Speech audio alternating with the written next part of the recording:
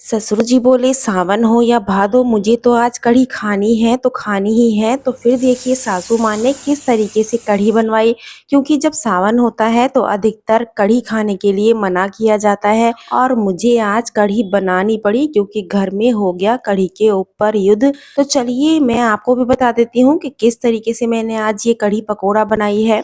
इसे आप सावन में बना के खा सकते हैं क्योंकि अधिकतर कहा जाता है कि सावन में कढ़ी नहीं खानी चाहिए। अच्छा, क्यों नहीं खानी चाहिए? यदि आप लोगों को पता है तो कमेंट्स में जरूर बताइएगा। तो यहाँ सबसे पहले चावल को पकने के लिए छोड़ देते हैं।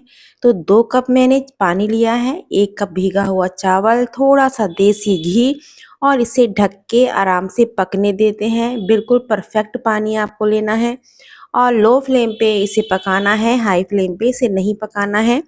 और यहाँ भीगी हुई उड़द की काली दाल ली है। कढ़ी बनाने के साथ साथ और भी बहुत सारी आपको रेसिपी बताऊंगी जो बहुत ही स्वादिष्ट हैं और बहुत ही गजब की हैं। तो चलिए मैंने यहाँ दाल को अच्छे से रगड़ लिया है। अब हमें करना क्या है, इस तरीके से छलनी लगा के दाल में पानी डालते जाएंगे और हाथों से घुमाते जाएंगे और छलनी में छानते जाएंगे। तो इससे होगा क्या, दाल का छिलका सारा अलग हो जाएगा। तो ये इस तरीके से आपको 5 से 6 बार करना पड़ेगा, तब इसका छिलका अलग होगा। तो आप देख सकते हैं इस तरीके से सारी दाल का मैंने छिलका निकाल लिया है। दाल पहले से आपको काफ़ी सारी सफ़ेद नज़र आ रही होगी। कुछ छिलका इसमें रह गया है तो कोई दिक्कत नहीं है, लेकिन छिलका हमें चाहिए और भी दूसरी रेसिपी बनाने के लिए। तो इसे हमें फेंकना बिल्कुल नहीं है, इसे बहुत संभाल के रखना है। पहले हम यहाँ दाल को पीस लेते हैं।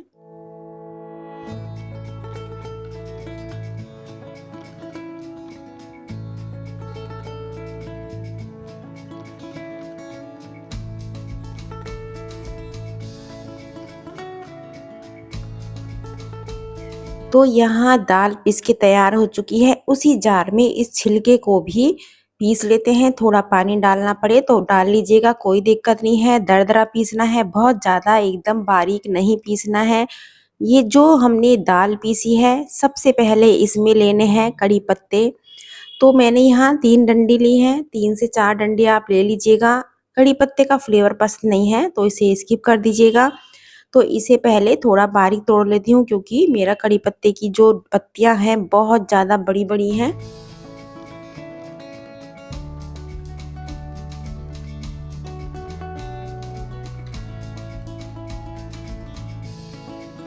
तो इसमें लेना है नमक, जीरा, थोड़ा सा हींग और इसे कम से कम 2 मिनट के लिए फेंटिएगा। चाहो तो एक हरी मिर्च बारीक काट के भी ले सकते हैं। तो इसे पहले हल्की कर लेते हैं। फेंटने के बाद थोड़ी ये एकदम हल्की हो जाती है, ये देखिएगा कलर भी थोड़ा सा चेंज हो जाता है। तो इससे होगा क्या, हमारे पकोड़े बहुत बढ़िया एकदम बन के तैयार होंगे। यहाँ चावल बढ़िया से पक चुका है। इस तरीके से चावल बनाइए, चावल का जो स्वाद होता है बरकरार रहता है। जो पानी में पका के छान देते हैं उसमें उतनी मज़ेदारी नहीं रहती है। तो यहाँ तेल गरम होने के लिए रख देते हैं और तेल जब अच्छे से गरम हो जाए तो इसकी छोटी छोटी पकौड़ियाँ बना लेते हैं।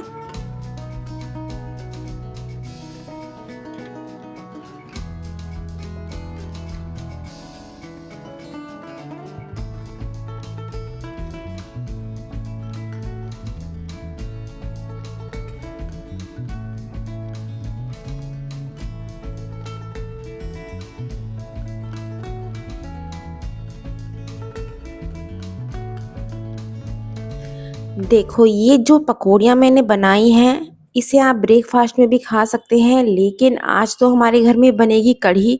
तो कढ़ी में बेसन की पकौड़ी नहीं डालनी है क्योंकि सब बड़ों का कहना होता है कि सावन के महीने में दही और बेसन को नहीं खाना चाहिए। तो इसलिए मेरी सासू जी ने बनवाए हैं पकौड़े उड़द की दाल के। तो पकौड़े तैयार हो चुके हैं। यहाँ ली है दही या मट्ठा, आप कुछ भी लीजिएगा। बेसन का मैं बिल्कुल यूज़ नहीं कर रही हूँ। इसी में से 1 से डेढ़ चम्मच भर के मैं यहाँ दाल लूँगी पिसी हुई और इसी के साथ हल्दी, मिर्च, जैसे हम बेसन से कढ़ी बनाते हैं ठीक उसी तरीके से बाकी का इस कढ़ी को तैयार करेंगे। तो मैंने यहाँ हल्दी, मिर्च ले ली है। बाकी पानी डाल के इसे मथनी से अच्छे से फेंट लेते हैं।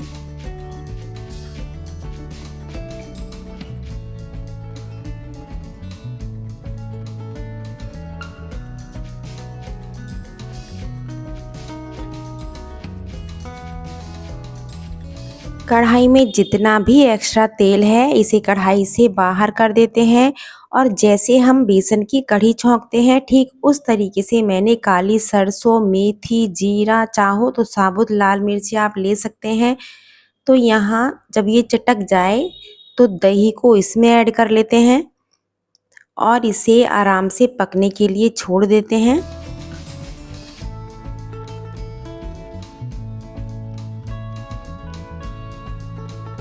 अब बारी आती है इस स्वादिष्ट रेसिपी की। तो इसके लिए छिलकों को दरदरा पीस लिया है, बची हुई जो दाल है उसमें इन छिलकों को मिला लेते हैं और इसी के साथ हमें लेनी है लौकी। तो लौकी हमें कितनी लेनी है, केवल मैंने छोटा सा पीस लिया है, 4 से 5 इंच का पीस होगा। इसे कद्दूकस कर लेते हैं। लौकी को छील के पहले धो लीजिएगा, धोने के बाद इसमें कद्दूकस कर लीजिएगा।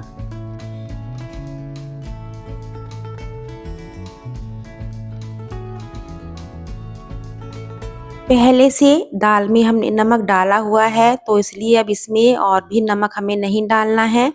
गेहूं का आटा डाल के बढ़िया सा आटा सेट कर लेते हैं। आपको यदि चटपटा थोड़े तीखे खस्ता पराठे चाहिए तो इसमें आप मिर्चें, धनिया अपने अनुसार आप डाल सकते हैं। तो फिलहाल मैं इसको गूंथ लेती हूँ। पानी का यूज़ इसमें बिल्कुल नहीं करना है क्योंकि लौकी है और जब लौकी के साथ इस आटे को सेट करेंगे तो ये रखा-रखा भी थोड़ा ढीला हो जाता है। तो इसलिए इसमें पानी का यूज़ नहीं करना है। आप देख सकते हैं इस आटे से आप पराठा भी बना सकते हैं, रोटी भी बना सकते हैं और कचौरियाँ भी बना के तैयार कर सकते हैं। यानी कि मसाला पूरी की तरह आप इसे बना सकते हैं।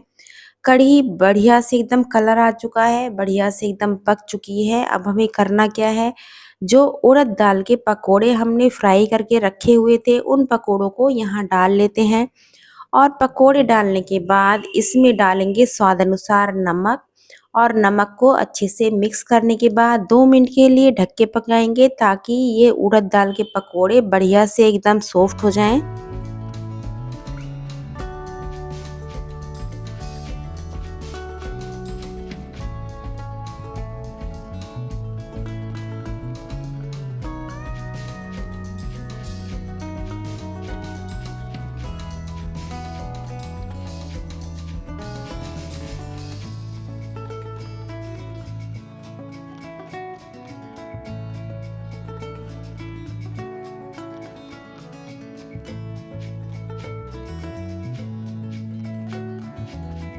तो जितनी देर में हमारी कढ़ी पकती है, पकोड़े सॉफ्ट होते हैं, तो यहाँ लिए हैं मूली के पत्ते क्योंकि मूली की शुरुआत हो चुकी है। पत्ते बहुत सुंदर थे तो रहा नहीं गया, तो इसलिए मैंने मूली के पत्तों को भी काट लिया है।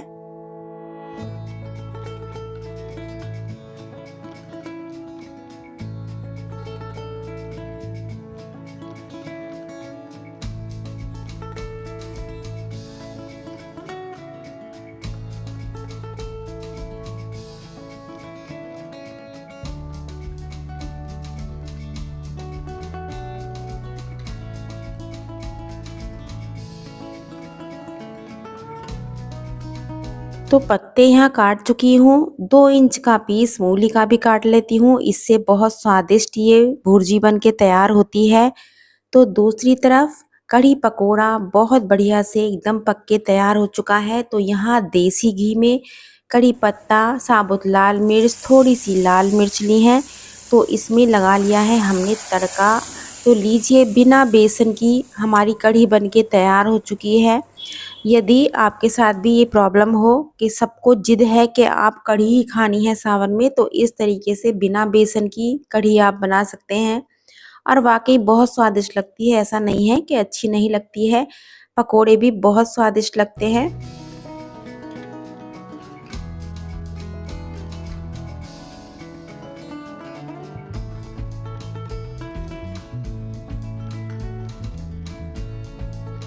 और अब बना लेते हैं ये दाल और चोए के पराठे। चोए के पराठे यानी कि जो उड़द की दाल के छिलके होते हैं उसको चोए के पराठे या चोए की कचौरी आप बोल सकते हैं, यही बोला जाता है। तो चलिए इसे नॉर्मल मैंने चपाती की तरह बेल लिया है। इसकी रोटियां बहुत स्वादिष्ट लगती हैं, इसके पराठे और भी ज़्यादा स्वादिष्ट लगते हैं और इसकी पूरियां बनाएंगे तो वो सबसे ज़्यादा स्वादिष्ट लगती हैं। और चौथे नंबर पे मैं बता दूं आपको, इस आटे में यदि उड़द की दाल भर के आप कचौरियां बनाएंगे तो आप यकीन नहीं करेंगे इतना गजब का आपको स्वाद मिलेगा। तो चलिए फिलहाल यहाँ गाय की रोटी मेरी तैयार हो चुकी है। इस पे मैंने चावल कढ़ी रख दिया है और इसमें हल्का सा घी लगा के इसे पैक कर लेते हैं जैसे हम पराठे बनाते हैं। और इसे जितना मोटा पतला आप पसंद करते हो उतना आप बना लीजिएगा। इस आटे से लच्छा पराठा भी आप बना के तैयार कर सकते हैं।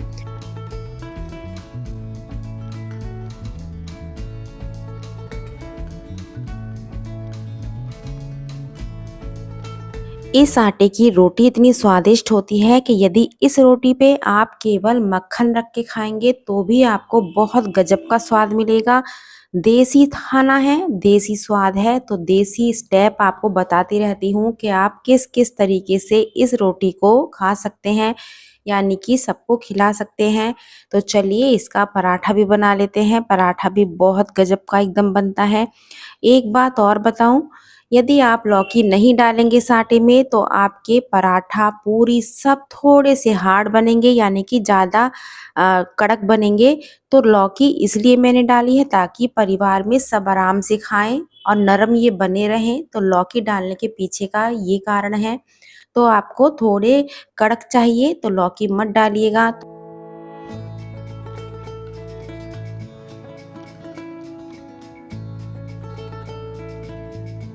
लीजिए पराठे भी मेरे बन के तैयार हो चुके हैं। तवे पे ही थोड़ा सा मैंने डाला है सरसों का तेल, जीरा, हींग और ये मूली के पत्ते, नमक, मिर्च, हल्दी और कुछ नहीं डालना है।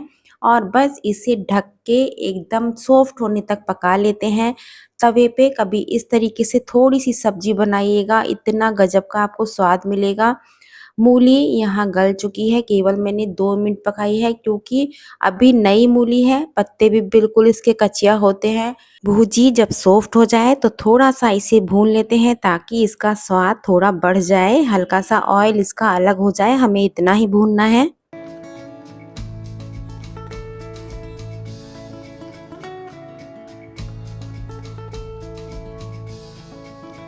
तो यहाँ पूरा खाना बन के तैयार हो चुका है। तो चलिए लगा लेते हैं अपनी आज खाने की थाली। तो यहाँ गर्मा गर्म चावल आ चुका है, बिना दही बिना बेसन हमारा कढ़ी पकौड़ा भी यहाँ बन के तैयार हो चुका है। कोई यकीन नहीं करेगा ये बिना बेसन की कढ़ी है, क्योंकि बेसन की कढ़ी से भी बहुत स्वादिष्ट बनी है। और यहाँ मूली की भुजी भी तैयार हो चुकी है, झटपट से तैयार हो जाती है। इसके साथ जो भी सैलेड आप पसंद करें वो आप अपना ले लीजिएगा। तो इस तरीके से बिल्कुल एकदम स्वादिष्ट देसी लंच थाली बनके तैयार हो चुकी है। तो चेक भी कर लेते हैं कि किस तरीके से पकोड़ा बना है। इसे अभी 5 मिनट और कढ़ी में पड़ा रहने देंगे तो और ज़्यादा बड़ा एकदम सॉफ्ट हो जाएगा। तो जितनी देर में यहाँ खा के देखते हैं। आपको करना क्या है, एक प्यारा सा कमेंट्स करना है कि आप कहाँ से मेरा वीडियो देख रहे हैं और आपको आज की रेसिपी कैसी लगी है। और कमेंट्स में ये बताना मत भूलिएगा कि सावन में कढ़ी क्यों नहीं खाई जाती है, क्योंकि पता होना चाहिए कि सावन में कढ़ी क्यों नहीं खाई जाती है। तो चलिए कल फिर मिलती हूँ एक नई रेसिपी के साथ। Thank you.